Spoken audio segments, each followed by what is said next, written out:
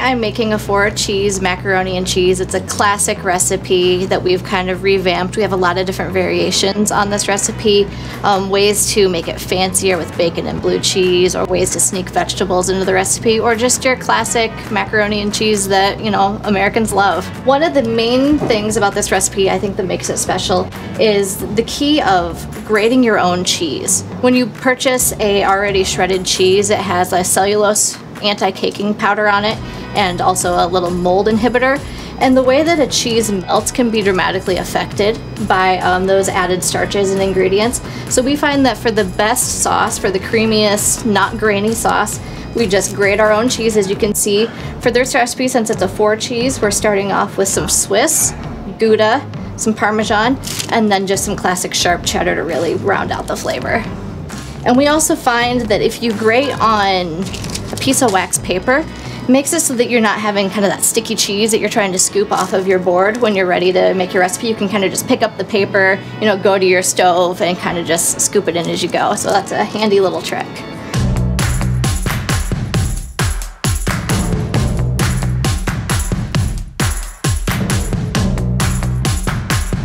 So as you can see, we have some nice bubbling around the edge of our pot. That means that our sauce has come to a boil and we've been able to thicken our starch. You can see we've picked up a little bit of body on it. So the next thing we're going to want to do is turn our heat to a nice low setting when you're stirring in your cheese. You want to do it gradually. You don't want your heat too hot or you could break the cheese sauce.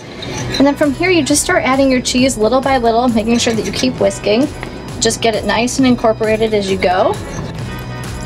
And once you get it all stirred together, you're ready to put it in your casserole dish, and then just take a little bit of melted butter, some panko breadcrumbs is a really great option. It has a little bit more texture. It's a lighter, crispier breadcrumb. Just stir some panko breadcrumbs, some butter, and some additional Parmesan if you have it on hand to kind of flavor that up. Sprinkle that on top of your macaroni and cheese in your dish. Throw it in the oven for about a half an hour just to kind of toast that up, heat everything through, and you've got a wonderful dish that'll feed about 8 people. So one of our variations on this recipe is a butternut squash mac and cheese. For adults or kids that really don't mind the texture of butternut squash, you could leave it in cubes like this. We've just cubed it up, tossed it with a little olive oil, and roasted it at 450 degrees till it's tender. If you're trying to be a little sneakier and incorporate it in without the kids knowing, just take this, throw it in a food processor, or even use a potato masher, kind of puree it up to get a smoother consistency. Just throw it in your white sauce when you're making your mac and cheese. The kids will never know what's in there. Adds a ton of vitamin A, some fiber, a little bit of vitamin C, so it really amps it up.